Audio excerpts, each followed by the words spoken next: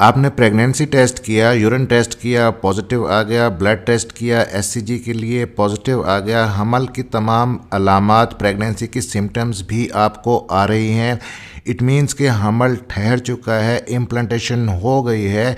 Implantation होने के बाद प्रेगनेंसी टेस्ट पॉजिटिव आने के बाद कुछ बहुत ही इम्पोर्टेंट मिस्टेक्स हैं, अगर आप वो करती हैं तो आपकी इम्प्लांटेशन फेल हो जाती है। प्रेगनेंसी टेस्ट पॉजिटिव आने के बाद अगर आप इन टिप्स को, इन एहतियात परहेज़ को फॉलो नहीं करती जो मैं आपके साथ डिस्कस करने लगा हूं, तो फिर होता ये है कि आप बहुत ही एक्साइटेड होती हैं कि आपको हमल ठहर चुका है, प्रेगनेंसी हो गई है, टेस्ट पॉजिटिव आ गया है। फैमिली के बाकी मेंबर्स भी बहुत ज़्यादा खुश होते हैं। लेकिन फिर जब आप 6 या 7 हफ्ते गुजर जाते हैं आपकी प्रेगनेंसी को, आप डॉक्टर के पास जाती हैं अल्ट्रासाउंड करवाने के लिए, तो डॉक्टर आपको अल्ट्रासाउंड करके ये बताते हैं कि आपके बेबी की तो हार्ट बीट ही नहीं है, बेबी ग्रो नहीं कर रहा, फीटल पोल नज़र नहीं आ रहा, हार्ट बीट नज़र नहीं आ रही। तो ऐसी सूरत हाल आपके लिए बहुत ज़्यादा परेशान कुन होती है और डॉक्टर आपको कहते हैं कि आप 2 हफ्ते के वेट करें और 2 हफ्ते वेट करने के बाद दोबारा से आकर अल्ट्रासाउंड करवाएं। फिर 2 हफ्ते गुजरने से पहले या तो आपको एकदम से पीरियड्स आते हैं और पीरियड्स के अंदर हैवी ब्लीडिंग होती है और क्लॉट्स होते हैं और आपका हमल ज़ाया हो जाता है, या फिर जब आप दोबारा अल्ट्रासाउंड करवाने जाती हैं 2 हफ्ते के बाद भी अभी फीटल पोल नज़र नहीं आता, बेबी नज़र नहीं आता और डॉक्टर आपको मशवरा देते हैं कि आप डीएनसी करवा दें, सफाई करवा दें, आपका अबॉर्शन, मिस्ड अबॉर्शन हो चुका है, ये प्रेगनेंसी आगे नहीं चल सकती। तो डियर एक्सपेक्टेड मदर्स, इस सूरत हाल से बचने के लिए आपने इन 7 चीज़ों को फॉलो करना है जब आपका प्रेगनेंसी टेस्ट पॉजिटिव आ जाता है, ताकि आप अर्ली मिसकैरेज से बच सकें, मिस्ड अबॉर्शन से बच सकें। क्योंकि मिसकैरेजेस के अंदर ऑलमोस्ट 15 से लेकर 20% मिसकैरेज हमल के पहले 3 माह में ही होते हैं और कुछ मिसकैरेज तो ऐसे होते हैं कि आपको पता भी नहीं चलता, आपके पीरियड्स आते हैं और हमल ज़ाया हो जाता है। तो ये जो कंडीशन होती है अर्ली मिसकैरेज की, मिस्ड मिसकैरेज की, इसे हम ब्लाइटेड ओवम या एन एम्ब्रियोनिक प्रेगनेंसी भी कहते हैं। तो आइए समझते हैं कि कैसे बचना है इस सूरत हाल से आपने। मेरा नाम है डॉक्टर ताहिर। आगे बढ़ने से पहले चैनल को सब्सक्राइब ज़रूर कर लीजिएगा।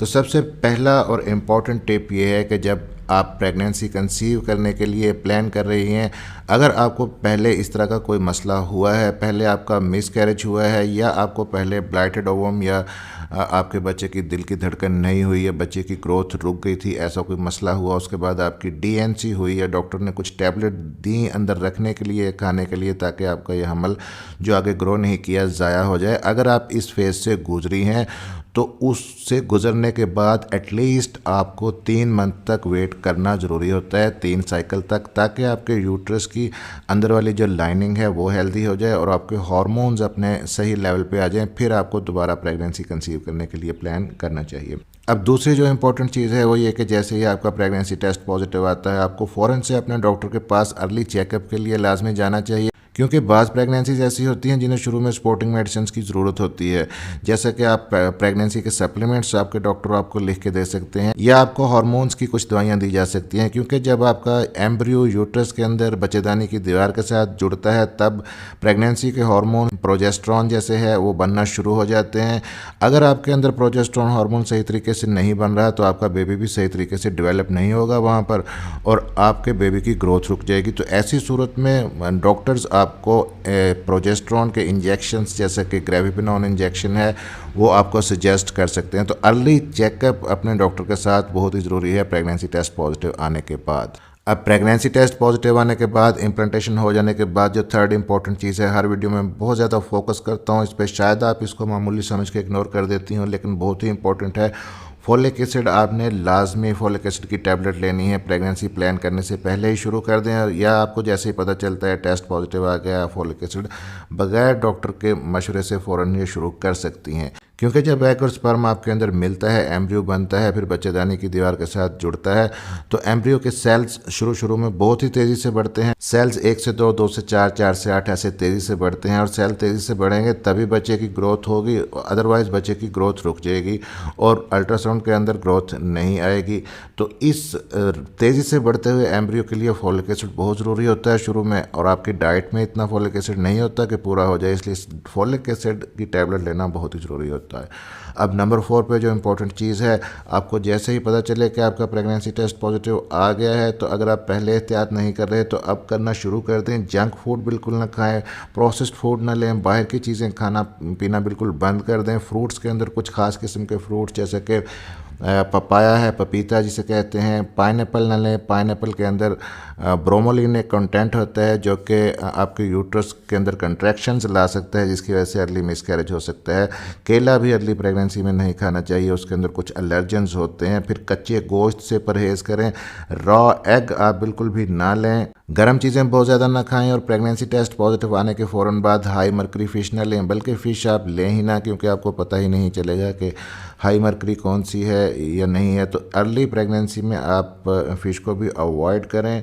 और प्रेगनेंसी टेस्ट पॉजिटिव आने के बाद पांचवी चीज़ जिस पे आपने फोकस करना है कि कोई एक्सरसाइज आप अगर कर रही थी, पहले कोई जिम कर रही थी या कोई टफ एक्सरसाइज कर रही थी, तो अब आपने एक्सरसाइज बिल्कुल बंद कर देनी है। एक्सरसाइज नहीं करनी, आप वॉक कर सकती हैं या हल्की फुल्की ब्रीदिंग एक्सरसाइजेज आप कर सकती हैं। और आपको पता चल गया कि आपको हमल हो गया है, प्रेगनेंसी टेस्ट पॉजिटिव आ गया है। नंबर 6 पे जो इंपॉर्टेंट चीज़ है, उसके फ़ौरन बाद आप हम बिस्तरी करना कुछ अरसे के लिए रोक दें। अपने शोहर के साथ मिलने से परहेज़ करें, क्योंकि जो एम्ब्रियो यूट्रस के अंदर बच्चेदानी की दीवार के साथ जुड़ रहा है अभी वो इतना मजबूत नहीं हुआ होता। अगर यूट्रस के ऊपर कोई धचका पड़ता है तो इम्प्लांटेशन फेलर हो सकती है, खुदा ना खास्ता। नंबर 7 पे और लास्ट जो इंपॉर्टेंट चीज़ है कि जैसा आपके घर में कोई गेस्ट आता है तो आप कोशिश करती हैं कि अच्छे से अच्छा खाना उसको दें, उसको सर्व करें अच्छे से अच्छे नए बर्तनों के अंदर। और अगर आपका मूड ऑफ भी है तब भी आप हंसकर मेहमान के साथ मिलने की कोशिश करते हैं। तो डियर एक्सपेक्टेड मदर्स, इसी तरह एक मेहमान आपकी यूट्रस के अंदर आ चुका है, आपका बेबी, आपका एम्ब्रियो जिसने आगे चलकर आपके यहाँ जन्म लेना है। तो इस नए आने वाले मेहमान को जो आपकी कोख में पल रहा है, आपने अच्छी से अच्छी सर्विंग्स देनी है, आपने अच्छा से अच्छा खाना देना है। उस एम्ब्रियो को, उस बेबी को खाना माँ के ब्लड से मिलता है, तो आप अच्छा खाएंगी तो आपके एम्ब्रियो को अच्छा मिलेगा।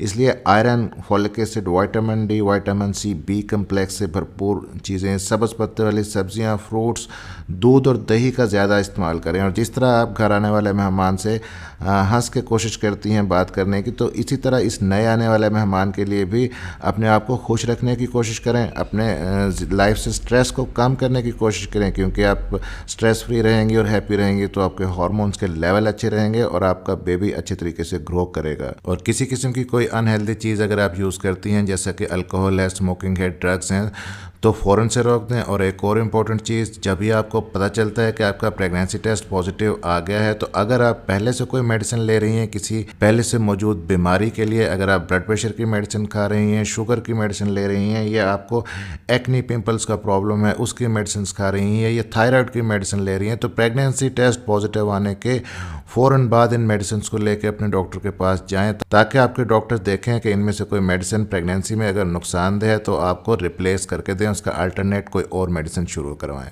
और अगर खुदा ना खास्ता आपको ब्लाइटेड ओवम का मसला है, आपके बेबी की ग्रोथ रुक गई है, अल्ट्रासाउंड में डॉक्टर ने ये बताया है कि बेबी आगे नहीं बढ़ सकता, तो ऐसी सूरत में फिर आपने क्या करना है, मेडिसिन क्या हैं, ट्रीटमेंट ऑप्शन क्या हैं, कौन कौन सी दवाइयाँ आप ले सकते हैं, इस पर भी एक डिटेल्ड वीडियो मौजूद है जिसका लिंक ऊपर आई बटन में और नीचे डिस्क्रिप्शन में दे रहा हूँ, आप ज़रूर देखिएगा।